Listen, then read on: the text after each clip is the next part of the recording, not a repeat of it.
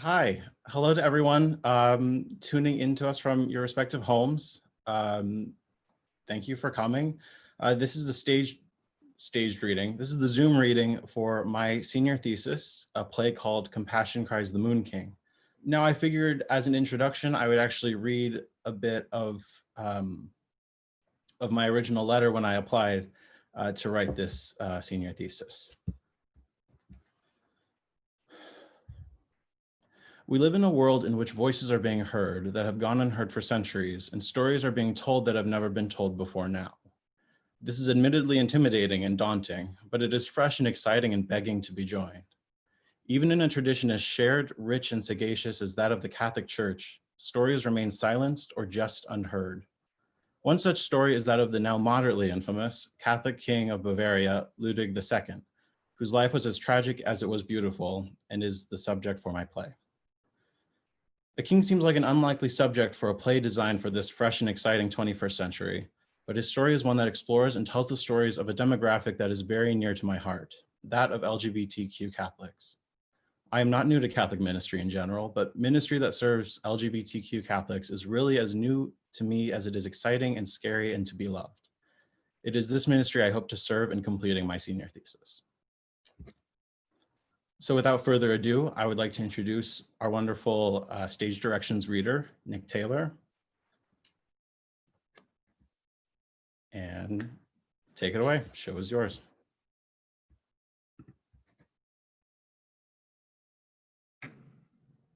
Compassion Cries, the Moon King by Joseph Larson. Ecclesiastes names thee Almighty. The Maccabees name thee Creator. The Epistle to the Ephesians names thee Liberty. Baruch names thee Immensity. The Psalms name thee Wisdom and Truth. John names thee Light. The Book of Kings names thee Lord. Exodus names thee Providence. Leviticus Sanctity. Esdras Justice. Creation names thee God. Man names thee Father. But Solomon names thee Compassion, which is the most beautiful of all thy names. Victor Hugo, Les Miserables. The first scene, March 10th, 1864. Lights rise in the Hofkapelle. Ludwig is praying before a crucifix that hangs at the center above all else. It never leaves or moves. The Archbishop enters bearing the news Ludwig has dreaded all evening. Ludwig makes a rapid sign of the cross and turns to the Archbishop. Gros Scott, Your Majesty. does the king live? Oh, Ludwig, in heaven. God has taken a good king from us. Let us pray to him that he has sent us another. Ludwig's eyes drift, and he gazes into nothingness. A number of gunshots ring out into the bleakness of the stage. Their final salute to their king. Archbishop, I don't know. The Archbishop sighs. It is not for him to console the new king. I am afraid it is my privilege of being the first to address you. As King, Ludwig II of Bavaria. Ludwig is horrified. He seems about to collapse. Will you see your mother? No, let her mourn. Send me dear Milehouse, Archbishop, now, please. You mean Frau Lienrod, Your Majesty. Remember, she... Married, yes, I remember. God help me, marriage will be the death of me. The Archbishop forgives Ludwig's brash attitude in light of the situation and departs solemnly. Pfistermeister leads Ludwig's former governess, Sybil von Lienrod, into the space. Frau Lienrod, Your Majesty. Your Majesty. He turns to Sybil. She wants to embrace him, but he refuses.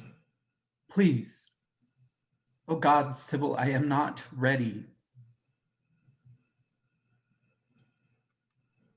You were born for this. How do you know? It's not something you know, Your Majesty, so much as something you believe. I struggle so, believing. Be comforted, Ludwig. Such is the sign of a good Catholic. I carry my heart to the throne. But know that my heart is full of love and hope for you, Ludwig. All your life has prepared you for this moment, for the rest of your life, come what may. You have always been so good to me, better than my mother. Now, Just stay in touch, please. Sybil quietly smiles, nods, and kisses Ludwig's forehead before leaving him. Everything fades away, leaving Ludwig alone. He slowly removes his outer layers, and servants enter to both remove the strewn clothes and help him into his coronation clothes. The entirety of the cast fills the stage.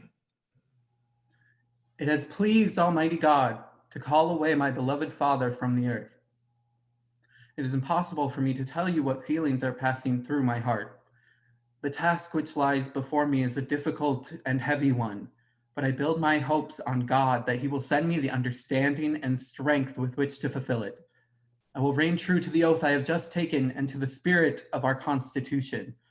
All my efforts will be devoted to furthering the welfare of my people and the greatness of Germany. I ask you to accord me your assistance in the carrying out of these, my difficult duties. Lights fade to black. The second scene, April 15th, 1864. Lights rise in Ludwig and Paul. Ludwig lies in a gingham blanket beneath a Bavarian sky. Paul sits beside him, propped upon an elbow, reading from a book. If I profane with my unworthiest hand this holy shrine, the gentle sin is this.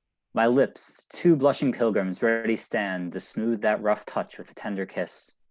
Good pilgrim, you do wrong your hand too much, which mannerly devotion shows in this. For saints have hands that pilgrims' hands do touch, and palm to palm is holy palmer's kiss. Have not saints lips? Ludwig sits up and grabs Paul's arm urgently, cutting the aide-de-camp's line short. Paul, I cannot wait another moment. For what? For true love, Paul. You know better than anyone how my heart longs for the master. You mean Richard Wagner, the composer? The composer, the god, the center of my world? I've been wondering for some time, Paul, and I cannot wait any longer to invite him to Munich. What, as Kapellmeister? No, not necessarily. He will live here. On Rosenitzel. No, but by my side, in Munich, at Berg, at Hohenschwangau even. He'll have every comfort we can afford him, and we'll stage as many of his operas as we can manage. And in return, he'll continue to write them. What do you think? I know it sounds a little crazy now, but just imagine the greatest composer in the world based here in my court. The world will sing our praises. Have you had any correspondence with him at all? Do you know how to find him? I've heard he's notoriously difficult to pin down. You have not answered my question on your thoughts, but your own questions are answer enough. Let's go and write to Herr Pfistermeister. He'll lead the charge to bring the great friend to Munich. Lights shift as Paul gathers up the book and blanket and meets Pfistermeister. Ludwig has wandered off the stage. Paul delivers a note to Pfistermeister. From His Majesty, the King. Pfistermeister reads the note. He can't be serious. He can be, and he is. He wants me to go on a wild goose chase for this maniac. Yes, that. But more importantly, he wants you to bring him back here to Munich. Pfistermeister is bewildered, to say the least. Tell His Majesty I will send him updates periodically. I will depart immediately. Very well. Pfistermeister sighs, but sets off. Paul runs after Ludwig. Lights fade to black. The third scene, April 30th, 1864. Ludwig enters with Paul on his arm.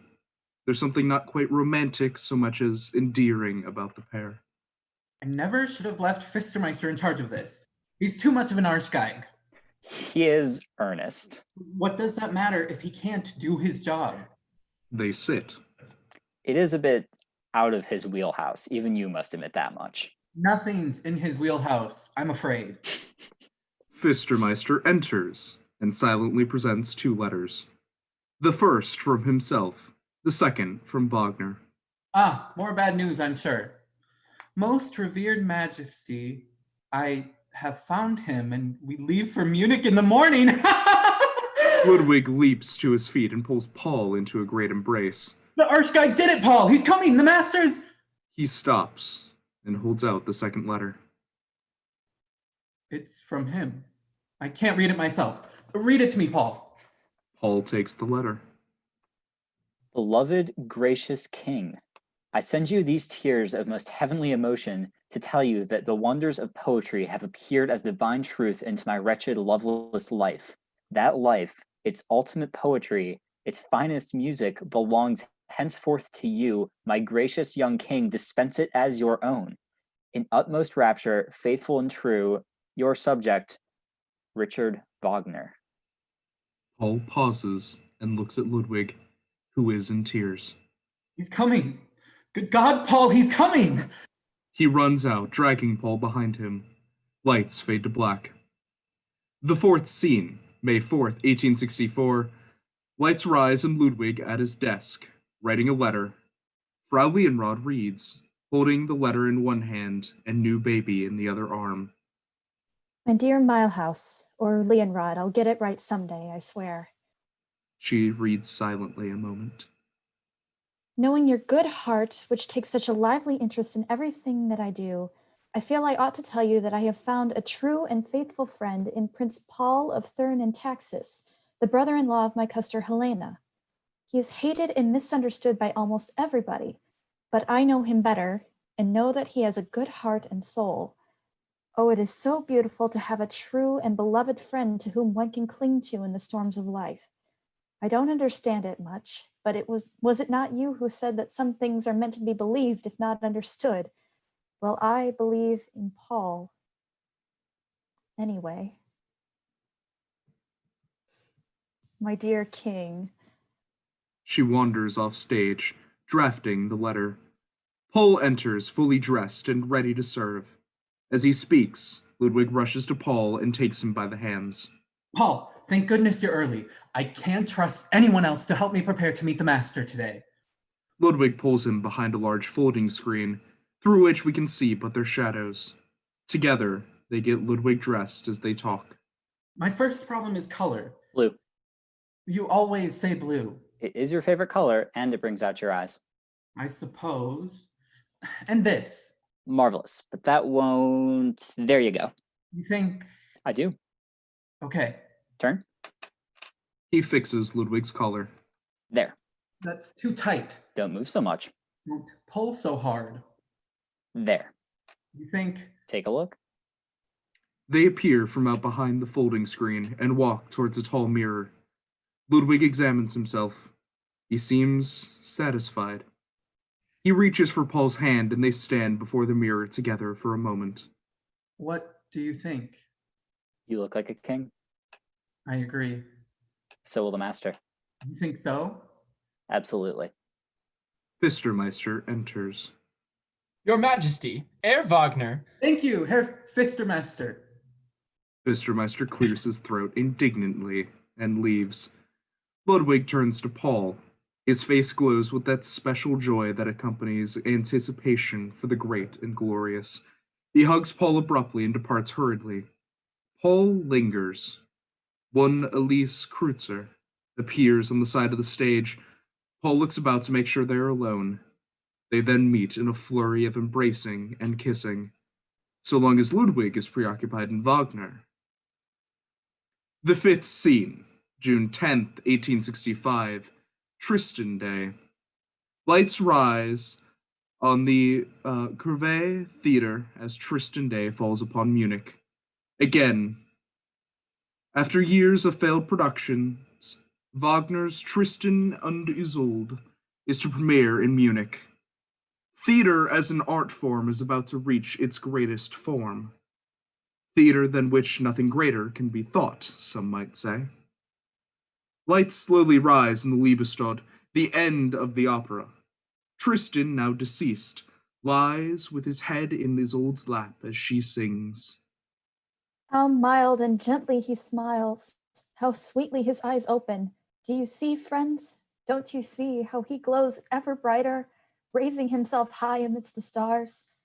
Don't you see it? How his heart swells bravely, gushing full and noble in his breast. How in tender bliss sweet breath gently wafts from his lips.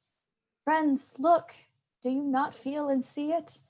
Do but I hear this melody, and so wondrously and gently sounding from within him, in bliss lamenting, reconciling, gently from him, piercing me, soaring aloft, its sweet echoes resounding about me. Are they gentle aerial waves ringing out clearly, surging around me? Are they billows of blissful fragrance? As they seethe and roar about me, shall I breathe? Shall I give ear? Shall I drink of them, plunge beneath them? Breathe me away in sweet scents?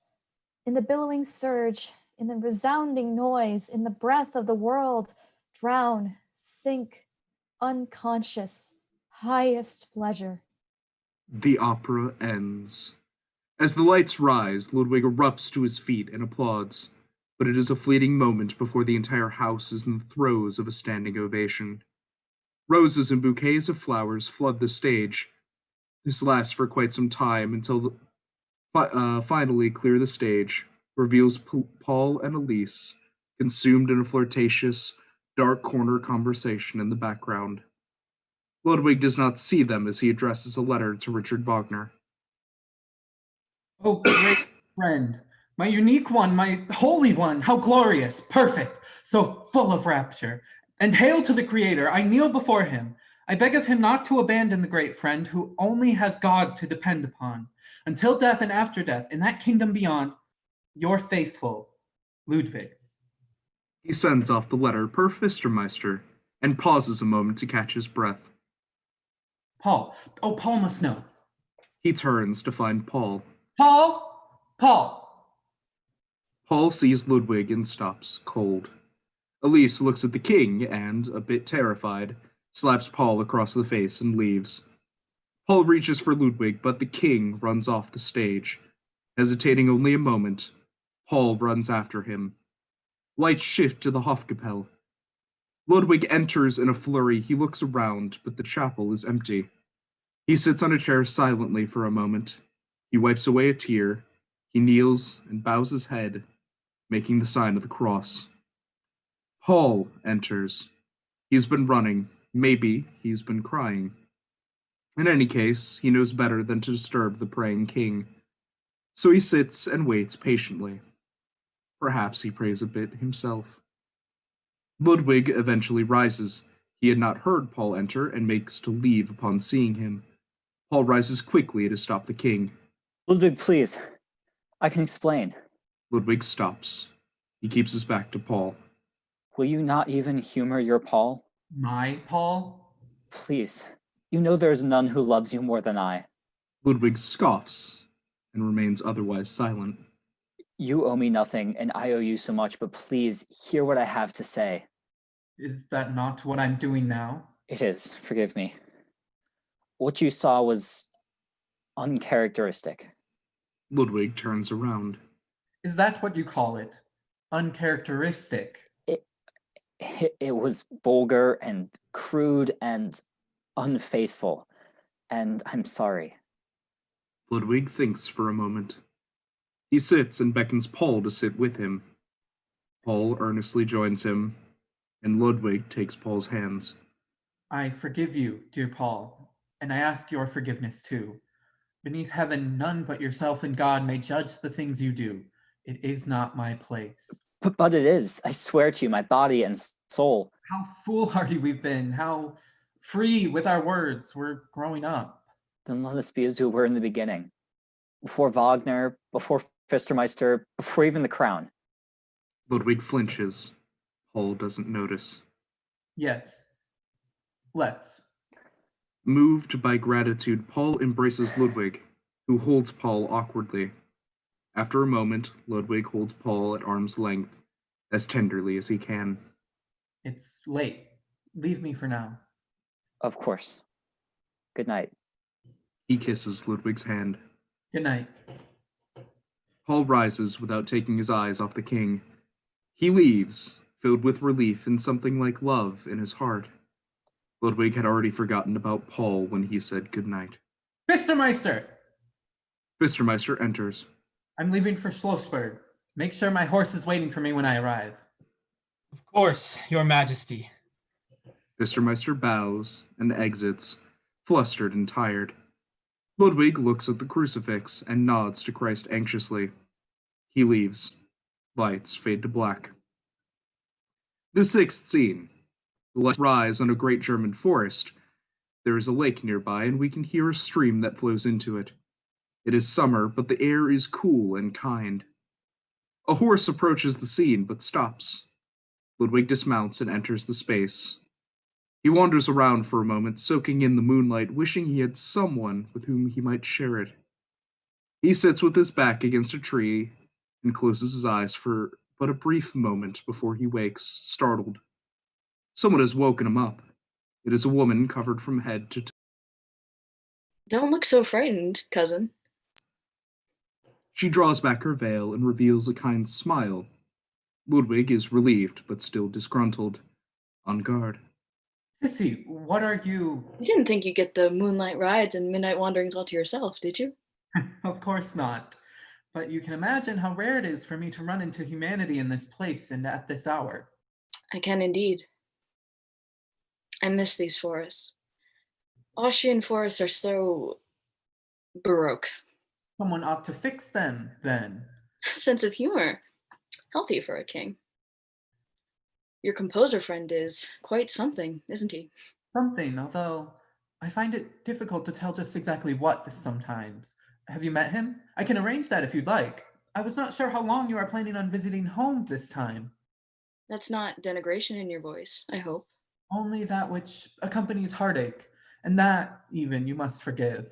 Every time you return home, it is like Persephone has returned to the surface, and when you return to your empire, the world dies into winter.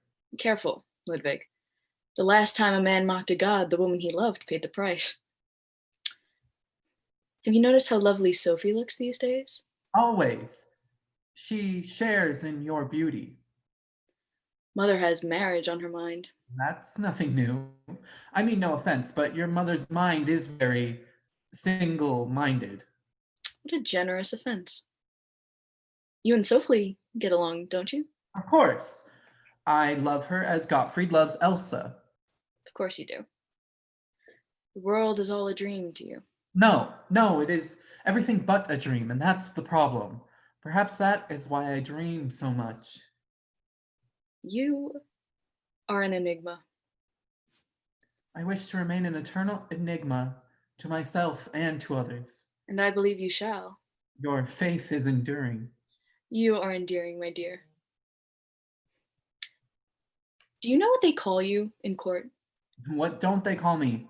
I have heard one call you the most beautiful youth I have ever seen. How condescending. The Swan King, the Fairy Tale King. Those are worse. It is not condescension. It is love. Whatever you or anyone might think, Ludwig, your people love you. They hate the great friend. The composer? That man is a boat, or a ship, maybe. Driftwood, in all honesty. He goes from harbor to harbor, sharing with what he can with the time and resources allotted to him, and taking more than he gave. He does not stay. He cannot.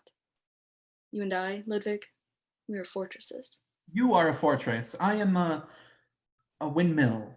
Don't pity yourself so. You're more than you think. You think so? I do. The things we're expected to do and the people we're meant to be are not easy. I don't suppose they're meant to be. How easy everything might How easy it can never be. The conversation has descended into some sort of melancholia. After a pause, Sissy speaks. I am home for quite some time. Sophie, yourself, and I must spend some time together while I'm here. Of course. This has been the most wonderful evening in recent memory, Sissy. Thank you. Good night, my Ludwig. Ride home safely. God keep you. Good night. They disembark for their respective homes. There is hesitance in their leavings, but there's also a sense of certainty in the must versus the want. Lights fade to black. The seventh scene, December 27th, 1866. Lights rise. It is a new day in Munich, but the king is nowhere to be seen. He is instead at his castle on Lake Starnberg. the closest thing to a sanctuary from the harshness of the Munich court and the looming presence of his family at Hohenschwangau. Ludwig stands at the end of a dock, gazing at the icy black water. Fistermeister approaches. Your Majesty, Fistermeister. I have a letter from the Prince of Taxis, Your Majesty. Ludwig sighs. I'll take it now. Wait a moment, will you? Of course, Your Majesty. Ludwig opens the letter, and Paul reads his words aloud. My own beloved Ludwig, what in the name of all the saints has your Paul done to you? What did he say that no hand, no good night, no off-Wiedersehen favored him? How I feel I cannot say, my trembling hand may show you my inner disquiet. I did not intend to hurt you. Forgive me, be good again with me, I fear the worst. I cannot stand this. May my notes climb to you reconcilingly, amen. Forgive your unhappy Paul. Paul leaves, never to return as a beloved of the king. Marie enters the scene but lingers in the background. Will you draft a reply, Your Majesty? No. Can you believe it, Fistermeister? The great friend and Paul gone from my side. In the matter of a year, I have lost the two most beloved of friends. May I speak freely, Majesty? Freely, but cautiously. The decision, as you know, to exile the composer was unanimous. Not quite completely unanimous. I was outvoted. I suppose so, Your Majesty. Sacrifices are inevitable in your profession. My profession? My trade? My skill? A sick joke by the divines. What do you mean the Prince of Taxis is gone from your side? Have you dismissed him? Gross Gott, mother. Gross Gott, indeed. What reason do you have for dismissing the Prince of Taxis? You'll have to explain yourself quite frankly to the family. He's an in-law to Elizabeth and Sophie's elder sister. At this rate, you'll be lucky if they continue to talk to us. Thank you, Fistermeister. Fistermeister departs. Is there a reason for your visit? Too busy burning bridges with family, you can't remember when you've planned supper with them? Right, supper with Aunt Ludwika. You don't protest. Glory be to God. How can you say that so mockingly? I say it as sincerely as ever. You won't deny that your behavior has been simply unacceptable since the composer left, will you? So you will understand the frustration caused me. Oh, woe is you. You speak to your mother the way you'd speak to a tramp. Don't be unfair. Don't be unkind. They stare off. Ludwig sighs. I'm sorry. Let's leave for Possenhofen at once. Very well. They walk away together, arm in arm. Lights shift to Possenhofen, where Ludwika, Marie, Sissy, and Sophie sit on sofas and chairs. Ludwig leans against a piano. Sissy is laughing. Sophie has not stopped singing Wagner for the last 2 years. Sister, you must show the king.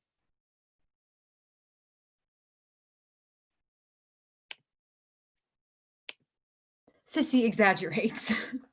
Never. Dear Ludwig, you must hear Sophie. Dear, I insist. Oh, do, Sophie. I miss good art these days. Don't we all? Marie ignores him.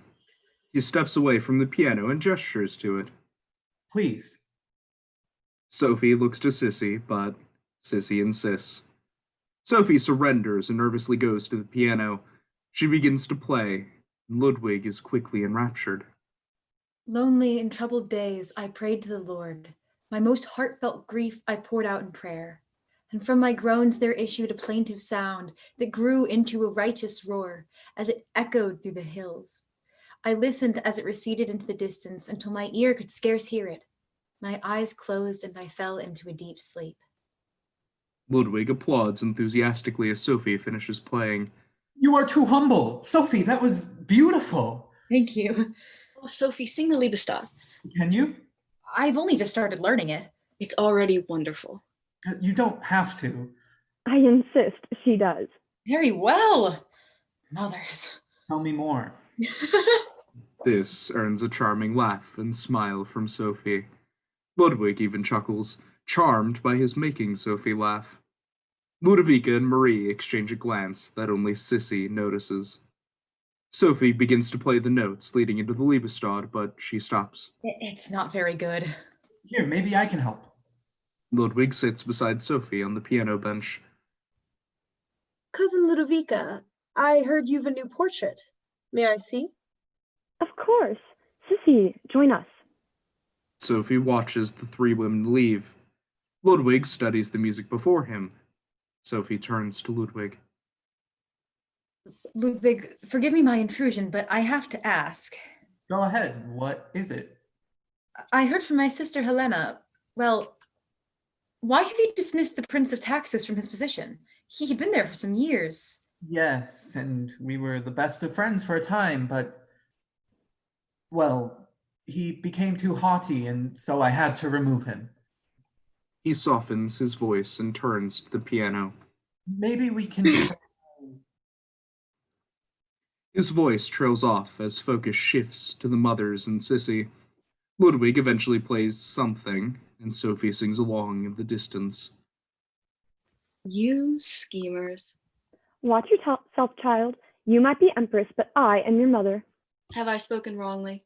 No, but mind your mother. My apologies. Can you imagine the union? Munich will glow.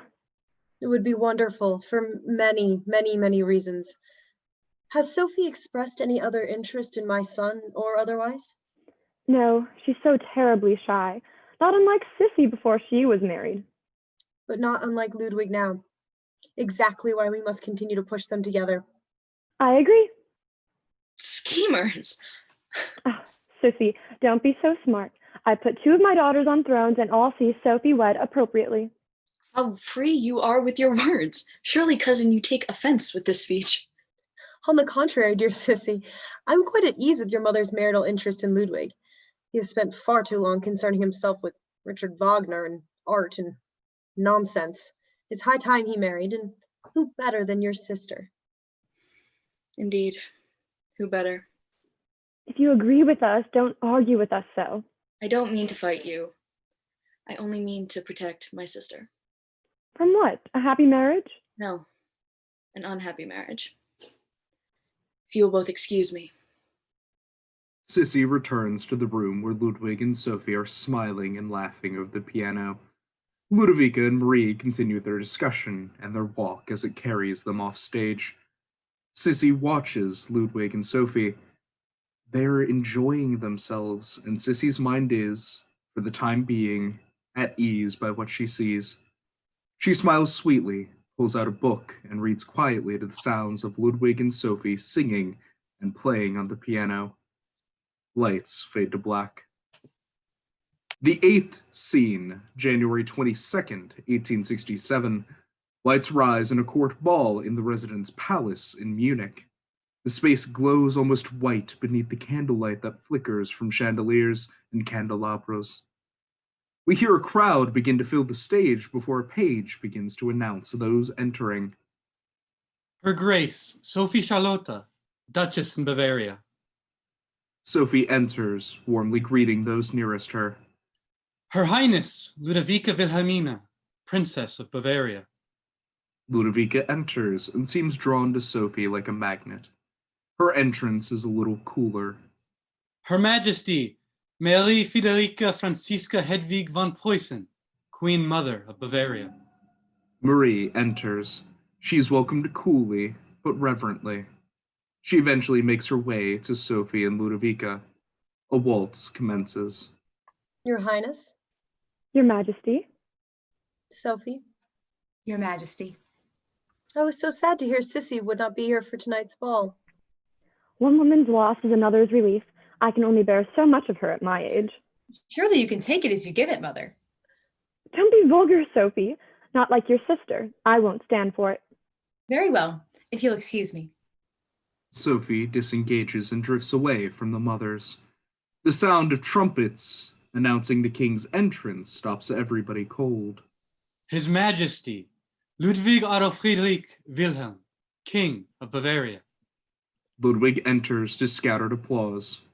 He walks straight in and approaches no one. He stops near Marie and Ludovica, who curtsies and steps away. When was the last time you showed up to a ball like this? Probably the night before father died. Ah, but you were at the theater, remember? Let's not do this here. My mind is a torrent of thoughts at the moment. Why?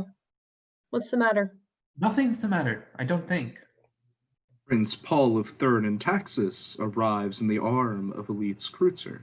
My God, the audacity that man has to show up here with that woman after the scandal he's caused. Ludwig, peace. Leave him be. Besides, I have reason to believe we will see little more of the Prince of Taxis in the coming of years. Why do you say that? I heard he's retired from the army and plans to marry Miss Cruiser there. Retired from the army? Just hearsay, I'm sure.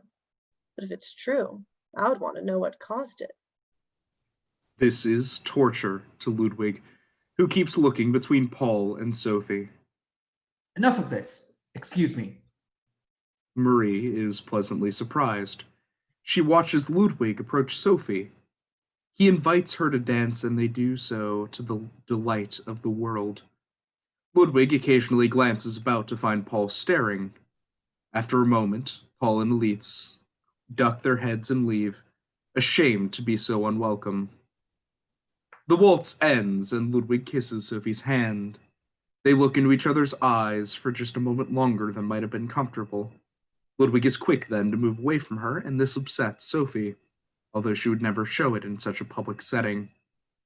The ball dissolves as the king enters the Hofkapelle. He seems in a daze and kneels almost subconsciously. He prays in silence for a moment. His prayer seems to inspire fervishness in him that he cannot, in his sleep-deprived state, discern from the nightmare that will be. Ludwig raises his head and wipes his face unglamorously with his sleeve. Let it be done according to your will, Lord. I will marry Sophie, and I will love her as a man must love a woman, and we will live happily, and I will be as other men are, and all just might be well. Oh, my Jesus, forgive me. Lights fall and rise on Possenhofen at an ungodly hour of the morning. Ludwig is sitting at the piano in Possenhofen, where he and Sophie bonded over Richard Wagner's masterpieces. He smiles fondly of that memory, firm in his decision. Marie is sitting on a sofa. She looks exhausted, but anxious for whatever is to happen. Sophie appears. Sophie. She curtsies. Ludwig stands. Ludwig, is everything all right? It will be. Mother? Wordlessly, Marie leaves. Ludwig moves to Sophie and takes both of her hands. Sophie, I know I am imperfect. I know in another life, perhaps you are happily married to someone who deserves your kindness, your smile, and your love. I would never be so bold to claim that I'm deserving of any ounce of you, but to satisfy the crying of my heart, I am compelled to ask you, Duchess Sophie Charlotta, for your hand in marriage. Sophie is moved to tears. She begins by nodding. Yes, I accept. Ludwig rises quickly and embraces her. She's crying and laughing, and so is he. He goes silent, however. His mind drifts away from the moment. The engagement is to be a disastrous one. Lights fade to black. The 9th scene, March 5th, 1867. Lights rise in Ludovica and Sophie. Ludovica is working on some embroidery, and Sophie is reading a book. We catch them in the midst of quiet.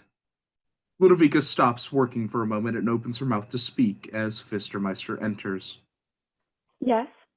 His Majesty, the King, requests an audience with your graces. See him in, please. Fistermeister bows and leaves. What in heaven's name does he want?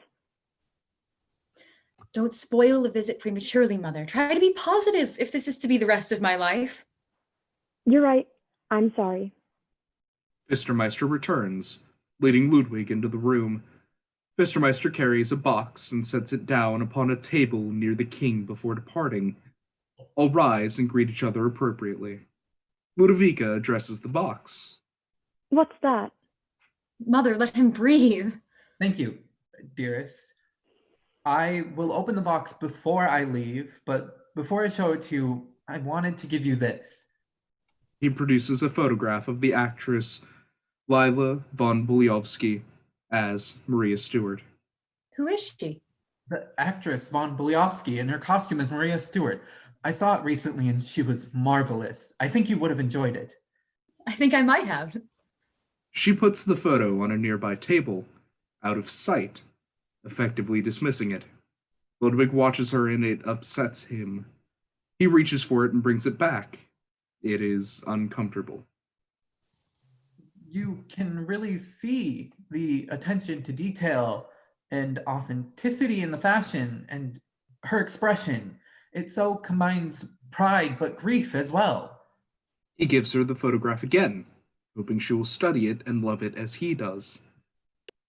I imagine she felt both. Was there a scene in particular you enjoyed best? Again, she dismisses the photograph. This puts Ludwig on edge, though he tries to maintain an air of coolness. He even reaches again for the photograph as he responds, but Ludovica takes it before he can. Yes, the scene between Maria and Elizabeth is always noteworthy, as I'm sure you know. But at that performance in particular, Maria's final scene truly glowed amongst the others. I've always admired her, in a way. If perhaps foolhardy, she never stopped trying for what she believed was rightfully hers. A martyr, one might even say, for those seeking such. Indeed. How have you been enjoying the weather? Oh, it's horrid. I've actually quite enjoyed the warmth. The heat, more like? Oh, rarely. It is still spring after all, but it allows for more swimming in Lake Starnberg. That sounds divine. How I would love to join you someday. Not anytime soon, I hope. No, certainly not. But someday, perhaps. You know, Tannhauser is coming to Munich shortly. I would love to see it with you. That sounds nice. I usually see operas on my own, though. I don't like being distracted by other people. Oh, very well. The next play, then. Yes, maybe. If it's boring, then certainly. You can't ruin something already ruined. Is that so? Pause. I'm afraid I've hurt your feelings. Let me... No, I insist. He insists. He goes to the box and opens it. He presents the crown worn by the Queen of Bavaria. Oh. We'll need to have it fitted to your head eventually, but would you like to try it on? I would, if you like. Of course. Ludwig rests the crown atop Sophie's head, and it slips down onto Sophie's shoulders. There's a moment of awkward, tense silence. Sophie freezes, unsure of what to do. Ludwig then laughs. Sophie tries to, but hers is nervous, and as Ludwig's laughter grows, almost doubling him over, Sophie's laughter fades. Devastation pierces her expression. Ludovica acts. She removes the crown unceremoniously and thrusts it into Ludwig, who immediately stops laughing and holds the crown to his chest.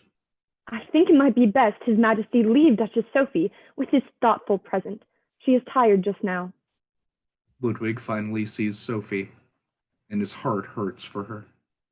I am so sorry if I have upset you. I will call again later. He packs up the crown, hesitates, then leaves without ceremony. Fistermeister hurries in to grab the box and follow the king. Sophie sits on the sofa and sobs into her hands. How am I supposed to be taken seriously as queen if my own king makes me into a laughingstock? The king behaved wretchedly just now. There is a proper way to go about fitting a crown. This was not it. Ludovica sits beside her daughter and holds her. I am sorry, Sophie, truly. I know, Mother. I believe you. We will make it to the other side of this, I promise. I know, Mother. Hell or high water. I'm afraid there are such obstacles along any and every road, dear. And the greater the destination, the greater the obstacles. I suppose you're right. I know I am. You know I love you, Sophie, don't you? I do. I do, and I love Ludwig, and that is that. They sit for a moment in silence. Sophie then collects her book and the photograph and stands to leave. I'll see you for supper. Of course. Sophie kisses Ludovica's cheek and leaves. Ludovica sighs. She does not know if this is the right path anymore. Doubt eats at her as lights fade to black.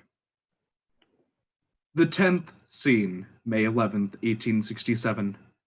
Lights rise in a cool summer evening at Schlossberg. Ludwig is overwhelmed and flustered by the work on his desk and ignores it. Fistermeister, have my horse brought. I need a ride. Yes, Your Majesty. Ludwig narrates as he writes a quick note. Dearest Sophie, tomorrow I hope to come and see you after the audience with that insufferable sculptress. Earlier this week I had a dear telegram from Wagner. It was exactly 3 years since we first met each other. Do write him soon. Your singing the last time we saw each other enchanted me so. I cannot suppress the wish to hear you again tomorrow. Until then, with heartfelt greetings, your faithful, Ludwig. Fistermeister enters, followed by Richard Hornig, who lingers behind Fistermeister, just in the king's line of sight. Fistermeister, have this delivered. Who are you? Richard looks up to the king, and at this moment, they fall in love. For the power of a glance has been so abused in love stories, but it is in this way, and this way only, that love begins. My name is Richard Hornig, Your Majesty. Huh. You're not Bavarian? No, Majesty. My family is Prussian, although my father has been the chief equerry since King Maximilian's reign. Aha, you work under your father too. The silence that rests on the room while the two continue to watch the other begins to nag at Fistermeister. Your Majesty. Right. Have this delivered to Duchess Sophie. Yes, Majesty. Fistermeister leaves, but not before he passes a curious glance over the scene behind him. Is my horse ready? Yes, Majesty, it is. Ludwig thinks for a moment. He drops whatever's in his hands. How would you feel about taking a walk? Richard is surprised, though he knows he oughtn't be. The king is famous for his wins. If Your Majesty would like company. I would. Yours. Very well. I'll take care of... Delegate as you see fit and meet me beneath the linden tree at the start of the lakeshore path. Yes, Your Majesty. Richard bows and leaves. Ludwig watches him go. He's anxious and paces about. He begins to walk to the linden tree. Richard Hornig. How funny it feels to say his name aloud. Lord, save me from myself. Richard returns. But you are too late. Ludwig and Richard drift together. They begin walking. After a quiet, sort of awkward moment, Ludwig speaks. I like the quiet of the countryside. As do I. They walk on. Ludwig is desperate for this conversation. You like opera? I do. I'm a great fan of Wagner's, although, well... That's all right. That's not a terribly popular opinion nowadays. Are you married, Herr Hornig? No, Majesty. I'm to be married. So I'd heard. Ludwig senses a bit of wit and smiles kindly. Herr Hornig, I gather you do not speak much, and that is fine, but I like your company and I like your voice. So I beg you to address me informally, however you'd like, and to speak freely, as I will too speak freely and address you as Richard, if you'll let me. But let us swear never to share with another a word that passes between us. If those are your terms. They are. I swear it. Good. You see, I'm plagued with doubts about myself more than the Duchess, you see. Some days I don't think I love her the way a man ought to love someone he is to marry. I have to ask then, my prince, how ought a man love the person he is to marry?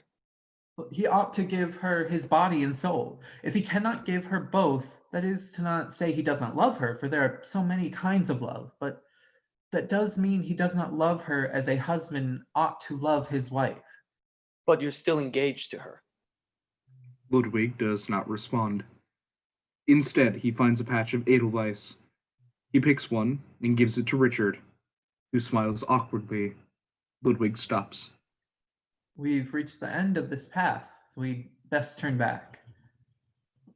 I'm sorry to bore you with this conversation, but it is what is on my mind these days. Don't apologize, my prince. I rarely do.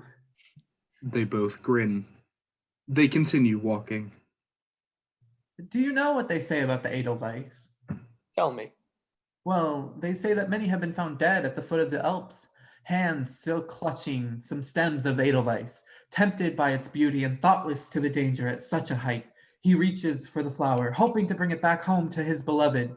But in reaching, in tempting fate, he loses his footing and falls to his death. I see. Cheery. Ludwig blushes. Yes, well, I don't remember the last time a great love did not end in tragedy. Eros is a compassionless god. Thank God we are Catholic then. Yes. Do you like horses? Very much. God created no nobler creature than a good horse. Indeed. I would like to go riding with you, Richard Hornig. I would be happy to, my prince. Very well. I'd like that. Richard looks at him and studies his face. Ludwig pretends not to notice. They walk the rest of the way in silence. Like everyone else, Richard has fallen in love with the king in the way one falls in love with someone so plainly magnificent. He does not yet fully realize he has fallen in love with the king with all his heart as well. Ludwig, on the other hand, knows quite well that he has fallen in love with Richard Hornig, and he feels sick to his stomach. Ludwig leaves, and lights fade to black. The 11th scene. Lights rise and the king writing a letter to Frau Leonrod at breakfast. Again, she reads it, but this time she is dealing with 3 children, an infant, and 2 toddlers of slightly varying ages. Sybil is exhausted. My dear Leonrod, I got it right, did you notice? I write to you about my beloved Sophie, who is to be my bride before the end of the year. These are, of course, the happiest of times, but I write to you to tell someone how very, very unhappy I feel. I do not know what to do. I do not know what to believe or to whom I can turn. I am still young, and marriage seems premature anyhow. Please advise. She tries to continue reading silently, but the children become too much, and in driving them off the stage, she drops the letter.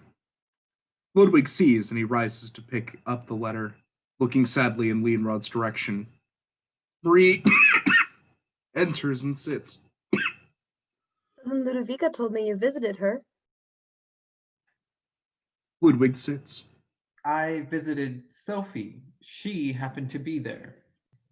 Ah. Be kind to Ludovica. She is so unhappy a person. The littlest kindness goes a long way, you know. Ludwig smiles softly, but mostly seems to not have heard her. They continue to eat quietly until Fistermeister enters and leaves a handful of letters at the table. Your Majesty. Thank you. Marie enters to look through the pile of letters. And Fistermeister. Yes, Your Majesty. When the time comes, I want Hornig's son to be his replacement. Does His Majesty know the young Hornig well? Well enough. What's this about the Hornigs? Thank you, Fistermeister. Majesty. He bows and leaves. Ludwig? I met Richard Hornig a few days ago, the chief equerry's son. Have you not met him before? Surely he's not much older than yourself and runs in similar circles. You and I both know mine is a small circle. Speaking of which, why haven't you invited this sculptress, Elizabeth Ney, to be a part of it? She holds up a letter. Why are you reading my mail? Why are you ignoring it? You love art. I love music. And art. The least you could do is read her letter. I have. You mean this isn't the first? No, it's not the first, but I will have you know I did give this impossible sculptress, Elizabeth Ney, an audience. I thought that would be satisfaction enough, but I guess I was wrong. When she writes again, I insist you sit for her. Well, thank goodness you don't insist on running the country. Amen. Ludwig rises abruptly. I should be off. Remember, we're to have supper with your brother at Nymphenburg. Ludwig kisses the top of her head tenderly. Of course. He leaves. Lights fade to black. The 12th scene. Lights rise in Schloss Possenhofen. Sophie is reading a book of poetry. Ludwig sits nearby, tapping his foot anxiously. Is something on your mind? I confess, I'm anxious to go. Of course. She returns to reading, but has an idea. She waves the book at Ludwig. Would you like to read some aloud? That sounds nice. May I? Sophie passes him the book. He opens where Sophie has bookmarked it and begins to read. And peradventure, had he seen her first, she might have made this and that other world, another world for the sick man. But now the shackles of an old love straightened him. His honor rooted in dishonor stood, and faith unfaithful kept him falsely true.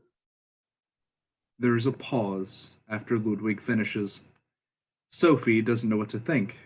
Ludwig is flustered. I really am sorry, Sophie. I shouldn't have called. My nerves are all over the place. That's all right. I'll see you when I return. Sophie nods, sweetly and sadly. He approaches her and kisses her cheek. As he draws back, Sophie tragically tries to kiss his lips, but he dodges her. What? Ludwig, No, I won't hear it. Goodbye. He leaves. She sighs, and it is devastating. Goodbye? The 13th scene. July 13th, 1867. Lights rise in the Théâtre Lyrique in Paris, France. Richard Hornig sits awkwardly next to the king. Are you a fan of Gounod's work? His Faust is excellent, but the French are so stuffy. Ludwig laughs, and Richard is glad. The lights dim so that only Romeo and Juliet, and Ludwig and Richard are clearly visible. All else is but shadows. This sits for a moment before dissolving into blackness for a moment. The music fades in. We are in the Capulet tomb, the end of the opera. Comfort yourself, poor soul. The dream was too beautiful. Love, heavenly flame, survives even the tune. He lifts the stone. Ludwig's gaze drifts to Richard. And, like blessed angels, like a flood of light. Richard turns to Ludwig, who turns his face away. The king's heart is pounding. Get lost in the infinite. As Juliet begins, Richard turns back to the opera, visibly flustered, but not necessarily upset. Oh, pain. Oh, torment. Listen, O Juliet. The lark already announces the day. No, it is not the day. It is not the lark. Is it the sweet nightingale, confidant of love? Ludwig looks over his shoulder. Perhaps he thinks he has heard the lark. Richard watches his movements, but they avoid eye contact carefully. Ah, cruel husband, of this deadly poison you left me not my share. Ah, fortunate dagger, your assistance remains. As Juliet stabs herself, Ludwig jumps, unintentionally grabbing Richard's arm. Richard is quick to hold his other hand over Ludwig's. Ludwig is so invested in the moment on stage he does not notice Richard's touch, and if he does, he doesn't try to take his hand back. God, What have you done? Go. This moment is sweet. Oh, infinite and supreme joy to die with you. Ludwig acknowledges Richard's hand. He looks at Richard. Come, a kiss. Richard looks back at the king, and Ludwig doesn't turn away. I love you. Richard touches Ludwig's cheek gently. Lord, forgive us. Ludwig hesitates less than a moment. As the music swells, he kisses Richard. It is the most beautiful moment of his life, and he makes it last. One tragedy ends on their stage, and another begins on ours. As the music moves towards its end, they pull apart in awe of the other and of the moment. And before they can move, because this moment will live infinitely, lights fade to black. The 14th scene. Lights rise, back at Possenhofen. Sophie paces about the living room. Sissy enters, and Sophie begins to cry and runs to her and throws herself around her. Oh, Sissy! Sophie, what's the matter? Sit, tell me what's wrong. I've had the most dreadful note from Ludwig. Why? What's he said? He insists we postpone the wedding. He what? Sissy, it's all my fault. Frankly, Sophie, I can promise you it is not. But it is. He visited before he left, and... Left? Is the king not in Bavaria? Where is he? Nobody knows. Oh, Sissy, the whole thing's a disaster. He visited before he left, and I tried to kiss him. Sissy almost laughs. And that's why he wants to postpone the wedding?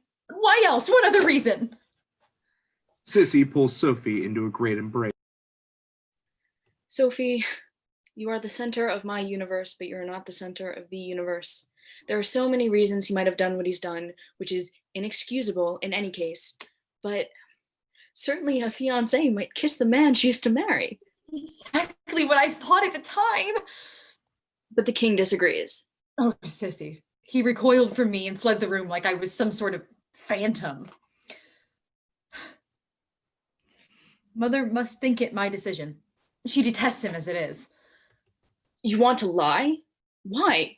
To protect Ludwig? I must, Sissy.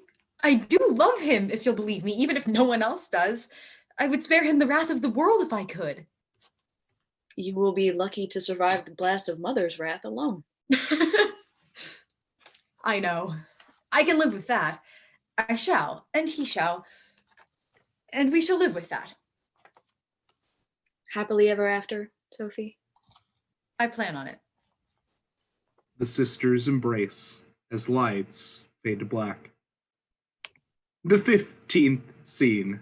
Lights rise in Ludwig and Richard, fresh off of Paris and enjoying the cool end of summer in the gardens of Schloss Nippenberg. It's a pity my uncle had to die and cut our trip short. Aren't you glad you were finally able to sit for the sculptress? She seemed almost exceedingly grateful. Indeed. She actually left this note when she left, addressed to both of us. Really? Ludwig hands Richard the note, and he opens it and reads it. He then lies with his back on the grass and holds the note at his chest. He remains quiet for a moment, lost in thought. Ludwig lies beside him, propped upon his elbows. How much longer do you think will last? You and me, I mean. Forever, I suppose. Be serious. I am. Even in heaven, you think we'll be allowed to be together there? Though hell should bar the way. Ludwig kisses Richard's forehead. A pause. I confess to having doubts about all that. Heaven and all that. What will you say when you arrive and you find out it's all real and God asks you why you didn't believe? I'll tell him there wasn't enough evidence. Richard laughs sadly, then reaches and touches Ludwig's face. I think there's plenty.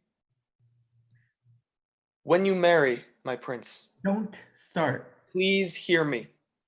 You're to be married sooner than I am, if I'm ever to be married, and that's wonderful. Beautiful, even. We just better get used to talking about it sooner as opposed to later. There can be but one trysting place. Listen to yourself. You sound like one of them. One of who? One of the rest of the world who hates us for this. He rises angrily, his back to Richard. Richard sits up. Love is a zero-sum game, my prince.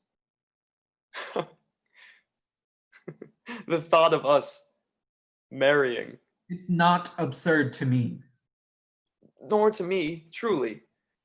But the world we live in is not our own, I'm afraid. Could be. No, it couldn't. Why not? Because you're afraid?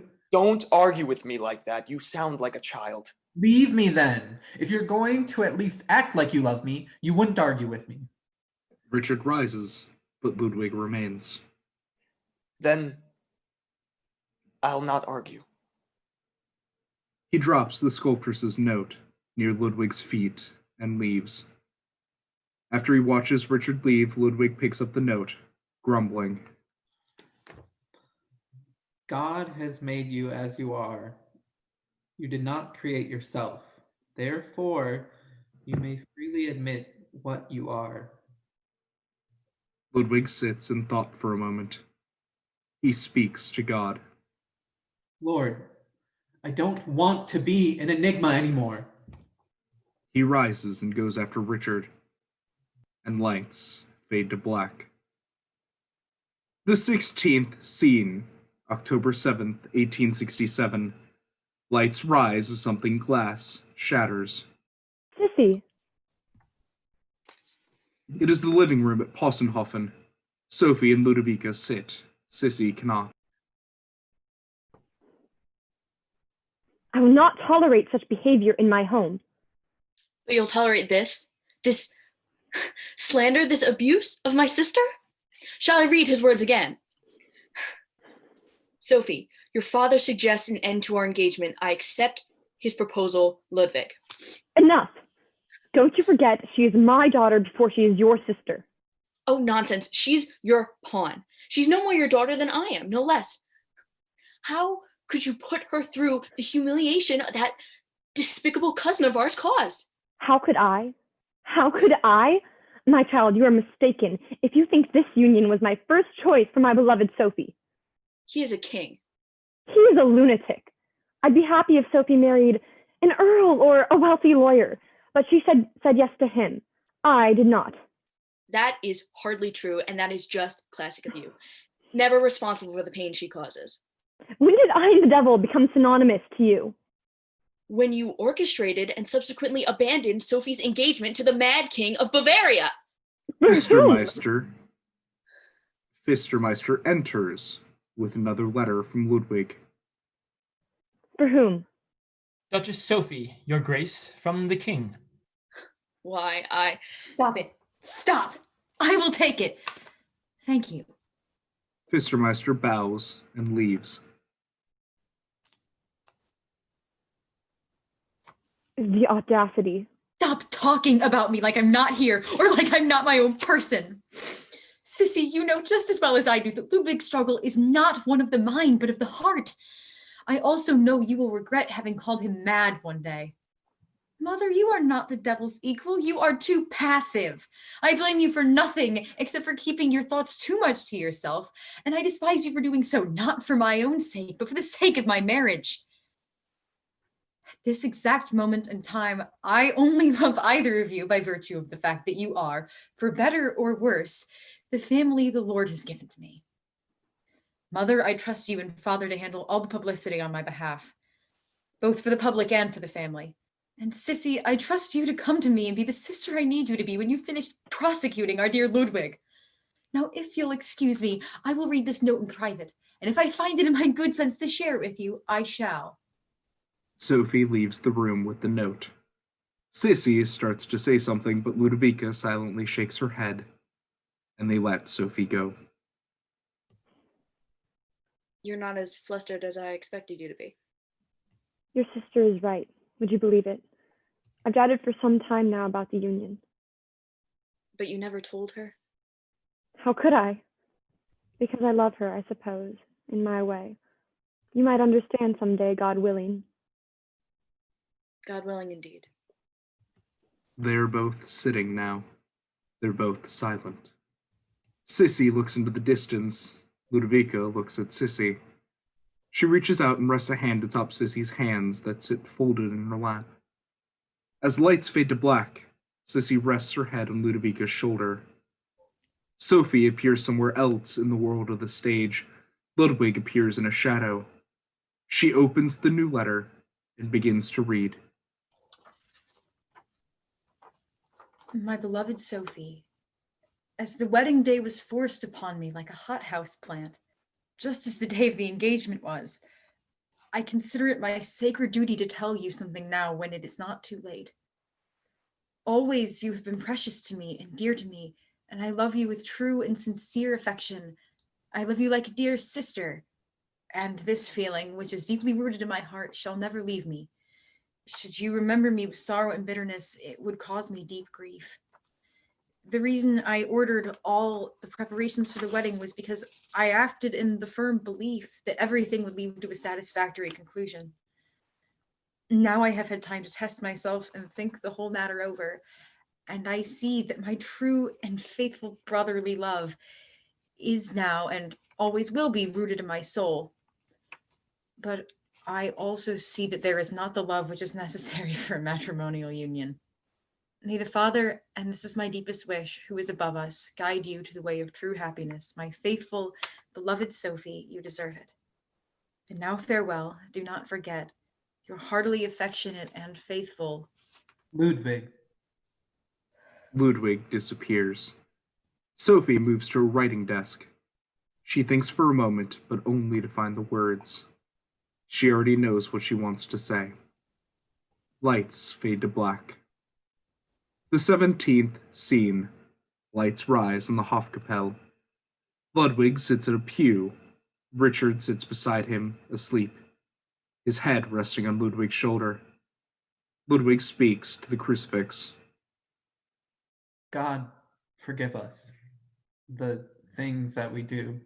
I'm trying to understand how you can make us this way. How long have I been trying? How long have I been asking you to let this cup pass from me? And then, after everything, you bring us together. I think I'm finished trying to understand. I say it all the time. Your will be done, so let it be. For as long as I can, I will hold on to Richard, but I promise to let him go too. All in its time. Thank you, I suppose, for this time.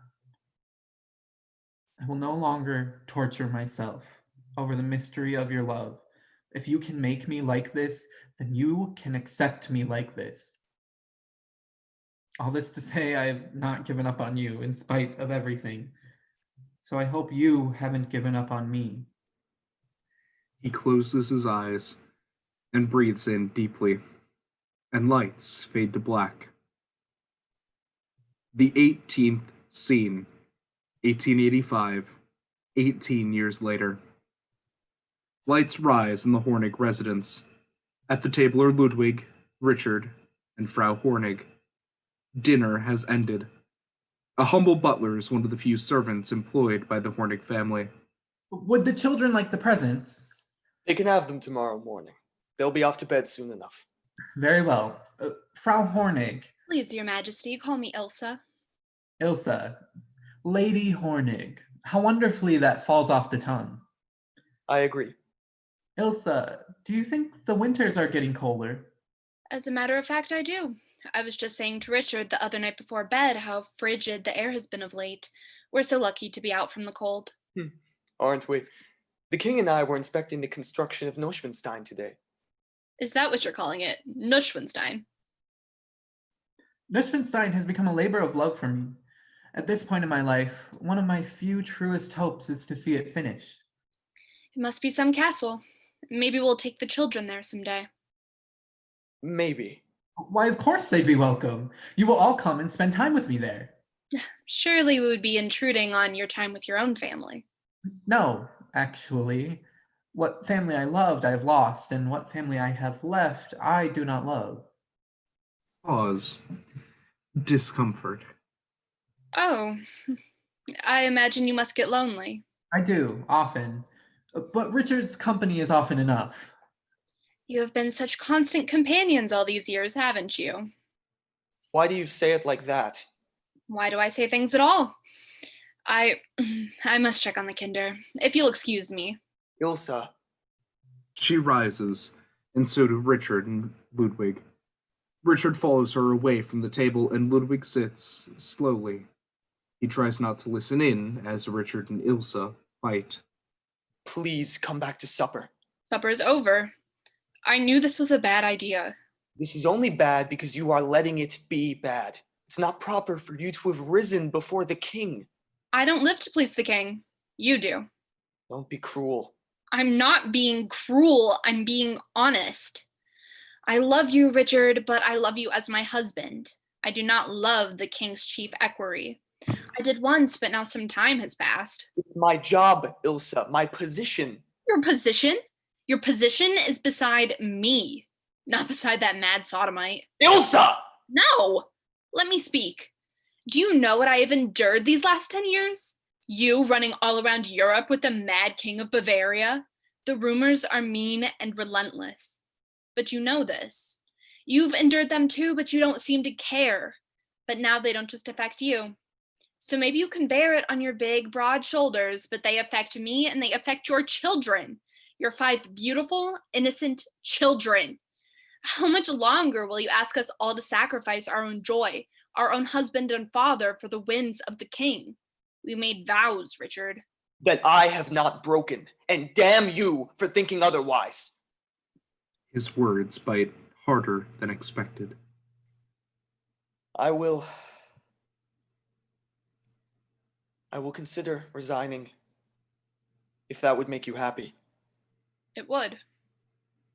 She leaves without another word. He returns to the dining table. How are the kinder? They're well, fast asleep. The oldest is 10 now? Yes. 10 years. You know, it's been 18 years since we first met. 18 years of, what would you call it? Friendship? How wonderful those first 8 were. In these last 10, not much has changed, has it? Not much has changed? Does saying that help you sleep at night? I sleep very well at night, thank you. I've been married for 10 years, my prince, and that's 10 years too long. You've relentlessly berated me. I've berated you? Yes, you have. Well, I'm sorry. Can we continue now? Is that enough? No. Well, it will have to do. Richard shakes his head slowly at Ludwig. He sighs, frustrated, and hides his face in his hands. Ludwig watches him a moment, and then walks over and places his own hand over Richard's. Richard shakes him off abruptly and rises. Ludwig steps away. I'd best be up. We leave for Prianom Kimse in the morning. Right. Richard. Good night. He leaves without waiting for a response. Good night, my prince. There's a moment of awkward silence before Ludwig leaves. Richard sits and places his head in his hands. Lights fade to black. The 19th scene. Lights rise in the Hofkapelle. Ludwig enters carrying a Bible and stands before the crucifix. His voice is shaking. In the name of the Father, and of the Son, and of the Holy Spirit. Amen. Let the morning bring me word of your unfailing love, for I have put my trust in you. Show me the way I should go, for to you I entrust my life. For I am convinced that neither death nor life, neither angel nor demons, neither the present nor future, nor any powers, neither height nor depth, nor anything else in all creation will be able to separate us from the love of... Why, God? Why? I could never be enough. I could never be enough. Have my prayers really fallen on closed ears? There is not a thing in this world worth a damn penny if I cannot love the man I love. Who's there? Very slowly, Sissy appears in the dim light of the Hofkapelle. Ludwig wipes his face. You were not to disturb me. You know as well as I do how much regard I have for following instruction. And I am my brother's keeper. I don't need keeping. I disagree. I've hated you for so long, Ludwig. Do you remember what good friends we used to be? Before it all. Are you here but to remind me of my wretched past and my perpetual regrets? Can you not see that I'm dying? I can.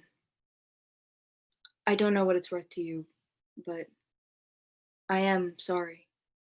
Whatever is causing your heart such grief, I am sorry. There's no reason for you to apologize. I'm not. I'm expressing my sorrow for your plight. We never have had a say in the grand scheme of things. No one does, I suppose. So, I am sorry that the world has hurt you. Ludwig manages a grin. You can never know what your words mean to me, Elizabeth. Please, let me be your sissy now and always. Ludwig nods and accepts it. He kisses her hand and lets it go. I am so lonely, Sissy, so dreadfully lonely. You aren't alone, Ludwig. Not what I said, or that's not what I meant. All my life I dreamed of love in all its majesty. Affectionate love, friendly love, romantic love, even charity. Agape, the Greeks called it. But here I am, with little more than the love from the stones that hold my castles upright. I am so lonely. I have been denied again and again and again that one thing I ever wanted. I've tried these last 18 years to hold on to it, for I thought I had it. I learned today that it was never mine and that it can never be mine, that I never fit into this world.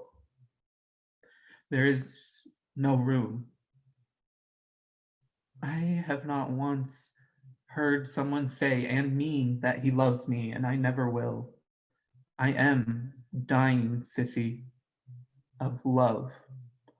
Once it gave me hope for life, and now all I can hope for is that sleep of death and what dreams may come. Don't speak like that. It frightens me. When Richard and I return from Schloss Herrenchiemsee at the end of next week, I will have him placed somewhere else, maybe dismissed from office altogether.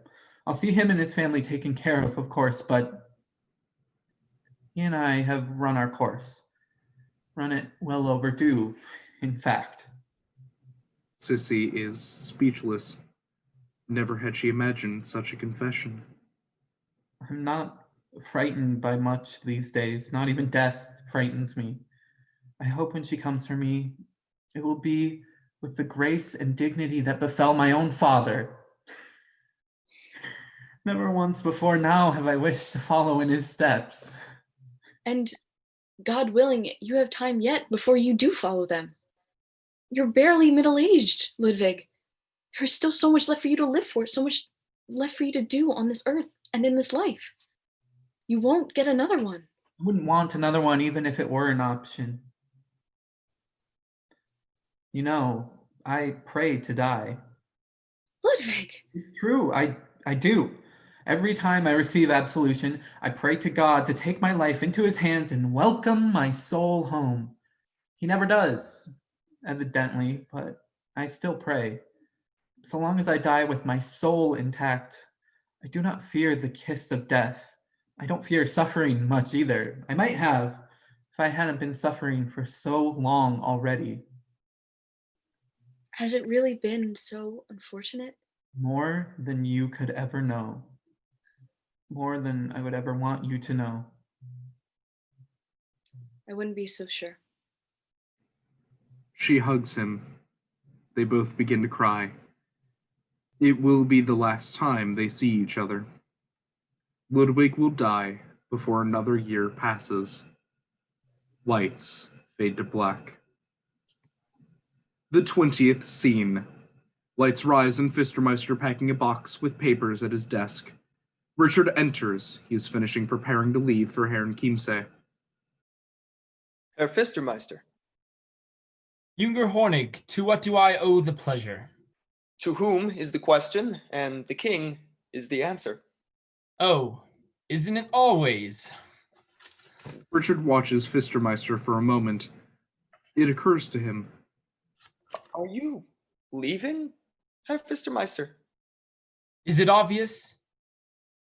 Whatever I've done to offend you, sir, do forgive me. I can't imagine what it is, but I've never known you to be a generally unkind man. So all I can imagine is that I have somehow offended you. And so ask your forgiveness. Fistermeister sighs. I suppose it is I who must ask for your forgiveness, Herr Hornig. You are right, or at least I hope you're right, that I have not been generally unkind, but I'm a man and therefore prone to fault. The matter, you see, is I've been out of a job for some time. I, one who loves Bavaria and has devoted his life to her service, woke one day, I cannot say when, of course, but surely there was a day, and found you, yourself, Herr Hornig, where I once stood. So now you know the source of my unhappiness, and the cause for my leaving. Surely this has been by no fault of your own, but the king is untangible, a cloud of a person, a fairy tale. It is no good for a man who is flesh and bone like me to scorn an angel, fallen or otherwise. Richard is rather dumbfounded. No, I was right. I am in dire need of your forgiveness, sir. I am ashamed. I'm not, and you oughtn't be either. We've been servants to Bavaria and only to the crown by incident. Anyway, I've turned in my notice. I wouldn't honor my peership with your father if I didn't recommend you do the same. Now, Richard is left speechless. Of course, you are still rather young, Herr Hornig, and have room for error. I cannot say the same for myself. Fistermeister waits for a response, but when he does not receive one, he leaves. God help me. Herr Fistermeister, wait! Richard runs after Fistermeister. Lights fade to black. The 21st scene, September 15th, 1885. Lights rise in the Hall of Mirrors in Schloss Herrn Chiemsee. A visibly exhausted Richard lights every candle on every candelabra and wall sconce that lights the hall. He then lights the candles on the great central chandelier, which he raises to the ceiling. A Baroque orchestra strikes up and a ball commences. Throughout the course of the dance, characters from Germanic legend, Arthurian lore, and French history, all of whom Ludwig adored and admired and envied growing up, grace the stage. Ludwig eventually appears dressed as the Moon King. He dances alongside the rest, eventually pairing up with Richard dressed as Lohengrin, the Swan Knight. Shortly thereafter, the mask of the Red Death enters, causing people to flee until the ball descends into chaos. Amidst the chaos, we see the Red Death take hold of Richard and cast him to the floor, and as Ludwig cries out, all fades into darkness. Lights rise and Ludwig now return to his day clothes. A doctor and Richard in bed recovering. Exhaustion? Yes, Your Majesty. But with the stress natural to Herr Hornig's position, by no means should he also be staying up to such ungodly hours of the night, let alone standing up the entire time. Thank you, Doctor. Your Majesty. The doctor leaves. Ludwig sits on Richard's bed and begins stroking Richard's face. Richard wakes and sits up.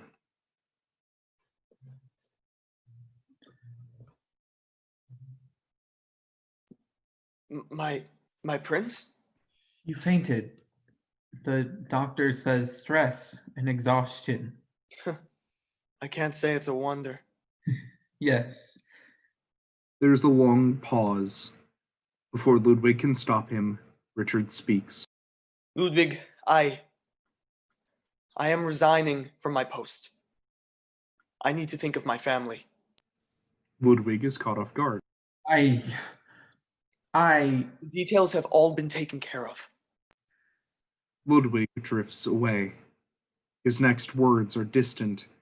Now that he and Richard are free of each other, his conversation is now with the crucifix. He speaks softly and not unkindly, but Richard likely misunderstands his words. And so, the beloved of my soul departs from my side. My prince, don't. Ludwig wanders farther off stage, pushed by the unseen and numbing hands of heartache. I love you, Your Majesty. Ludwig lingers in the doorway. Ludwig never thought Richard would ever say it. He never had before, but he has now. So Ludwig wipes his face, and heart in pieces, he leaves. He will never see Richard again. Lights fade to black. The 22nd scene, lights rise. Ludovica paces anxiously about an audience chamber in Prince Leopold's Munich palace. Her nephew, Prince Leopold, her junior by only 13 years, enters. It is early in the morning.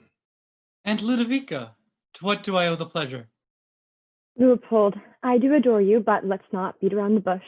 You know the conversations the government is having, and you know the conversations the family is having. I've come to hear it from you yourself. I wonder what it is you expect to hear from me. Ludovica has neither time nor patience for rhetoric.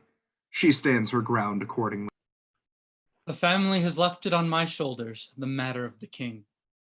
He has become a burden and an embarrassment to the Wittelsbach name, what with his extravagant spending and his supposedly unsavory private life.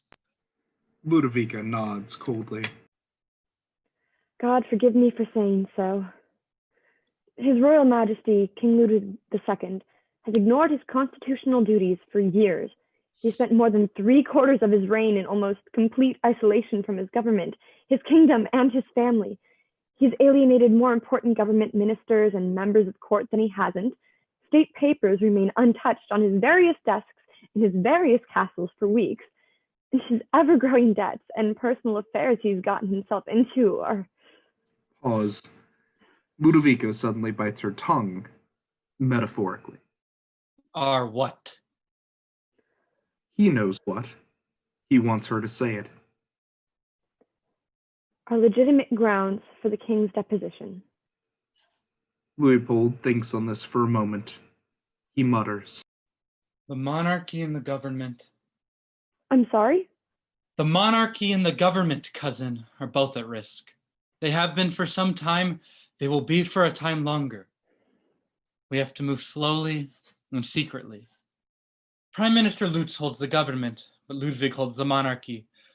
We could hold a dozen aces, but as long as our dear nephew holds the one, and should he play it, he will win, we will all fall with him. We must possess the monarchy. We declare Otto the king, and I can step in as regent without the bat of an eyelash. Otto has already been declared mentally unstable, so no one will question that. People wonder about the king. Yes, our spies must continue to gather evidence to his mental deterioration. Leopold, I wouldn't be so sure about the king's mental state. I mean, compared to his brother Otto, he's quite sane. Extravagant, romantic, and foolish, absolutely. But insane? I spent more time around the king than most, and... Recently? You've seen the king recently? No, not recently. I'm just saying, there might be other questions. There are already questions. We need to answer them. We will answer them. Once Ludwig is declared insane, we hold every card. Then the Bavaria we know and long for will be restored before the French can restore the Bourbons again. Ludovica nods. She appears anxious but unmoving. Artsguden. Otto's doctor? Yes, he will help us. Are you sure? Undoubtedly. Very well. And we will need to inform Chancellor Bismarck. The Prime Minister has sent word to Count Lerchenfeld in Berlin. He will speak with Chancellor Bismarck any day now. Once we receive notice from Lerchenfeld, we can move more swiftly. You mean I can move more swiftly? Well, until you hear from me, stay quiet, stay vigilant. Gott sei mit dir. Gott sei mit dir. Lights shift. The Warchino Manor, Poland. Johanna von Puttkamer sits by a fire, reading from a book. Her husband, Chancellor Otto von Bismarck, enters with a note. So, Bavaria has deemed her king unfit to rule. I'm sorry, what was that? I've received a note from Count Lerchenfeld, who is working on behalf of Prince Luitpold. The king's uncle. Yes, Good God, this reads like a fairy tale story. not a very happy one, I'm afraid. Not by the look of things, no. There is a pause. Johanna clears her throat. Tell him this. Prussia recognizes Bavaria's deposition of her king as a matter of internal politics. Prussia will neither aid nor hinder further movement. I agree. This is up to them and theirs. Precisely. His poor mother. Bismarck nods quietly. He is far away in thought. Well, God be with the king, and God have mercy on us all. Johanna sighs sadly. She reaches out her hand and Bismarck takes it tenderly. And lights fade to black. The 23rd scene, June 11th, 1886. Lights rise on Ludwig in Schlossberg. It is Pentecost. The light is cold and he appears more prisoner than king. For I know the plans I have for you, declares the Lord. Plans to prosper you and not to harm you, plans to give you hope. Hope is gone now. They watch me through the walls and think I do not know. I'm no longer man, but a beast in a cage. What soul I had, they have taken. When I die, it shall be dark as night. I will stop breathing, thinking, knowing, being. My memory will live on. Surely I've guaranteed that. The crucifix captures his attention. He touches it gently. What time I've wasted. Whose lives are better because of me? I cannot say I have never known love. To this very moment, I walk with Eros, and I am Psyche, twisted and misshapen, faceless before the gods. He looks out a window. Bavaria, love. Your hills were my homes, your ghosts my lovers, your streams my tears, your past my future. Until now, I've always thought I felt death's cool hand at my cheek, her breath on my neck. He shivers. I thought I would die of love. I longed for nothing more. To die of love is the most beautiful thing after dying for love, which is the truest and most beautiful. I fear the eternal flame. I do. Might God spare me, show me mercy, consider how I've suffered in this life? Who can say? I count on nothing. His breathing grows faster. He is afraid. I count on nothing, not even death. He scratches down a letter. He brings it to the door of his room and knocks. A servant takes it. I reached it now, haven't I? I've spent the better part of my life racing to get right here and now. Now that I'm here, and what I wouldn't give to go back and do it all over. But you don't allow do-overs, do you? No. I'll just keep racing then. Past this end you've predestined me to, past the rise of the moon and the falling of the sky. I'll just keep racing. I can't go back, but no man ever redeemed himself in Camelot. Bring me to my field in Camlin, then. I beg you. Lights fade to black. The 24th scene. Ludwig stands alone on stage. He stands calmly, still. He removes his raincoat and rests it on the floor. The sounds of a tormented body of water amidst a storm begins to fill the space. He removes his jacket, then, and places it on the floor as well. He pulls his stopwatch from his pocket and lets it hang. He removes his hat from his head and rests it on the floor. The sounds of water crashing are overwhelming, and lights fade to black. The 25th scene, June 12th, 1886. Lights rise on Sissy asleep at Possenhofen. A window that opens onto a balcony is open, and the curtains blow in the breeze, like lazy sails. Lights shift into a dreamscape. Sissy! She mumbles in her sleep. Sissy! She turns over. Sissy! She sits up in bed. Lightning and thunder strike outside as rain begins to fall, and Ludwig appears in the doorway. The wind grows to a howl. Sissy rubs her eyes. Ludwig? What are you... How did you... Sissy. He approaches her bed. She cowers behind the bedsheets. Ludwig! Ludwig stops. She realizes he is dripping wet. The eagle is drowned. What? The eagle is drowned. The dove will burn. The seagull will bleed. What are you talking about? What are you... Ludwig, my God. She seems to understand. Dove will burn. The seagull will bleed. Ludwig turns to leave. Ludwig, stay. Do not leave me to return to your suffering. The eagle is drowned. The dove will burn. The seagull will bleed. What does that mean, Ludwig? Ludwig! He turns and leaves. Thunder and lightning crash again, and Sissy screams. It is morning. A maid pushes through the door and finds Sissy on the floor. Your Majesty, are you all right? I've had the most terrible dream. I'll say, it knocked you clean out of bed. Will you be dining here?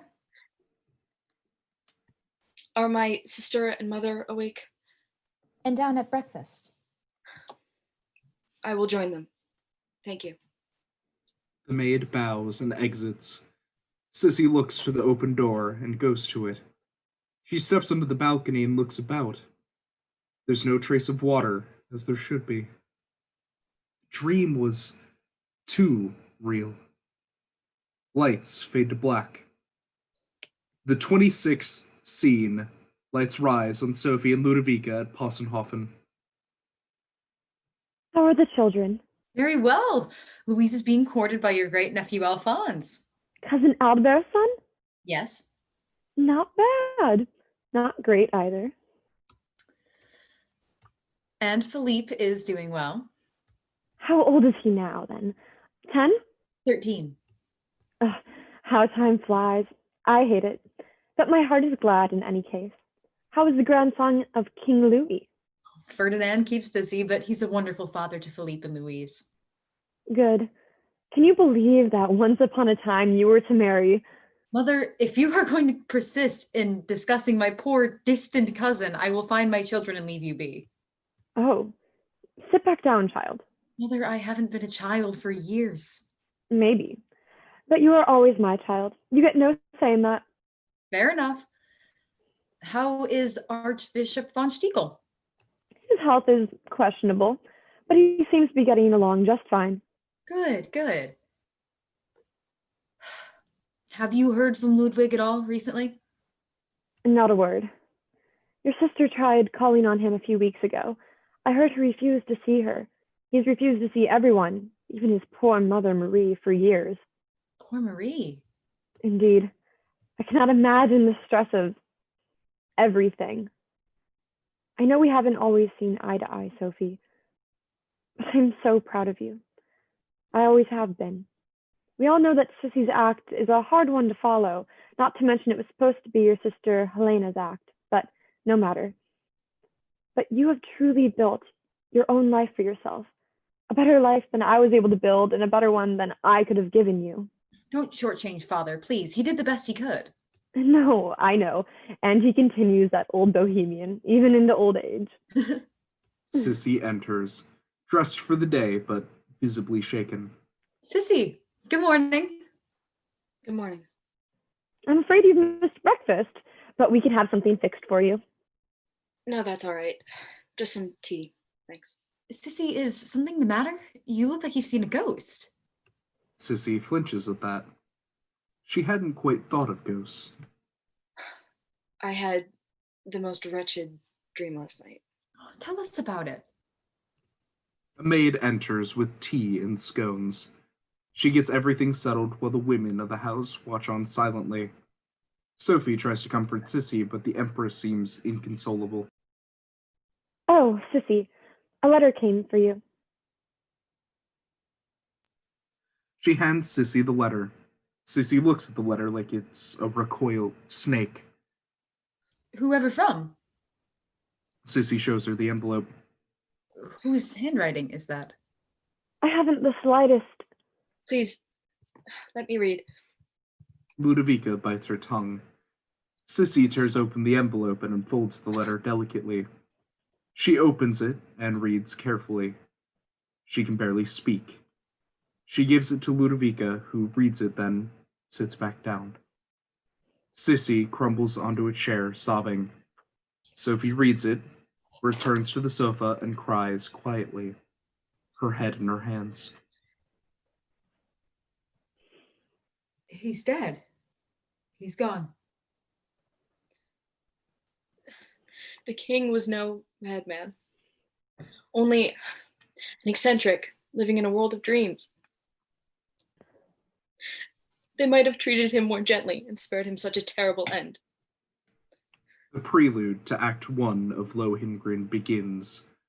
Hassenhofen disappears, but Sissy remains on the stage. She carefully puts on a black shroud. We hear the outside world, and Sophie re-enters, dressed in black. The carriage is ready. I'll be right there. Sophie leaves. Sissy picks a bouquet of jasmine. She smells it. She wipes a tear from her eye, and she goes after Sophie. Ludwig's body begins its journey on stage. He is lying in state. His coffin looks more like a bed, his death more like sleep. He is surrounded by tall, partially melted candles.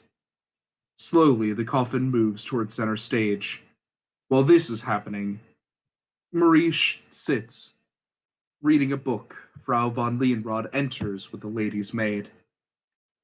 Oh, to what do I owe the pleasure? It's been years. Sybil does not know what to say. The maid stifles her tears. I hoped we might read from our Holy Bible together. That's curious. But please. I said in my heart with regard to human beings that God is testing them to show that they are but animals. For the fate of humans and the fate of animals is the same. As one dies, so dies the other. All go to one place, all are from the dust, and all turn to dust again. The maid breaks and bursts into tears. What's the matter? Is it Ludwig? Lienrod stops in her tracks. Marie doesn't know. Sybil, what is it? Is it my son? Oh, your majesty, the king he was found drowned, Marie. As Ludwig's body centers on the stage, Marie cries out only the way a mother can when her child has died. She collapses to the floor, and Sybil von Lienrod and the maid help her rise and exit. A line forms. All walk past Ludwig. When Ludovica passes, she bows her head, ashamed at the grudge she held against her king and her family. Sophie weeps, but there's great dignity in the way she holds herself and the way she kisses the edge of the casket. Sissy does not cry. Her face is stone cold as she approaches, kisses Ludwig's cheek, and tucks the bunch of jasmine into his hands. She presses his hand closed and begins to weep. Fistermeister enters, looking horrified, and he bows reverently before Ludwig's body. Louis-Pold is cold and distant, but he bows reverently and moves on. Neither Sissy nor Sophie acknowledge him when he approaches them. Paul passes by next. Time and life have been unkind to him, and we ought to pity him. Marie enters, looking like a corpse herself, and she kisses Ludwig's forehead through tears. She stands a moment longer. She does not want to leave her son, but eventually she does. Richard and Ilsa enter. Ilsa approaches first and bows her head solemnly. She feels bad that she isn't sad. Richard approaches next. He's been crying, and he carries the king's hat in his hands. He kisses the king on the corner of his lips and presses the king's cold hand. He is shaking. Sissy is the only one confident or comfortable enough to approach him and put her arms around him. She gently draws him away from the corpse of the king. He looks at her, and she smiles sadly before turning away and returning to Sophie's side. Who knows whether the human spirit goes upward and the spirit of animals goes downward to the earth? So I saw that there is nothing better than that all should enjoy their work, for that is their lot. Who can bring them to see what will be after them? Lights fade to black. Let the funeral march finish. The 27th scene, June 19th, 1886. Lights rise in the Hofkapelle. Richard Hornig prays desperately.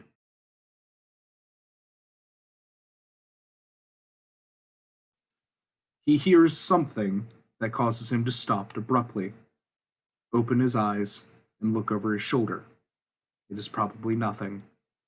The world is weighing heavily upon his shoulders just now, and he returns to prayer. O blessed Joseph, faithful guardian of my Redeemer Jesus Christ, and protector of thy chaste spouse. He hears something again. A light faintly begins to illuminate the stone balcony behind him. There's a figure there. Richard prays more fervently. I humbly beseech thee to instruct me in every doubt, to comfort me in every affliction, to obtain for me and for all the knowledge and love of the heart of Christ, and finally to defend and protect me in this hour of death. The figure at the balcony moves and stops. Richard turns but does not see who watches from above him. As he continues his prayer, the figure vanishes. I don't know what more I can say to you.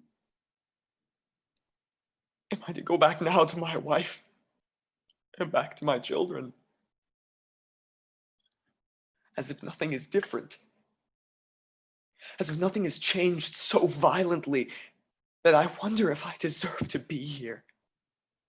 Someone enters. I don't mean to intrude. Richard wipes the tears from his face. Please, Empress.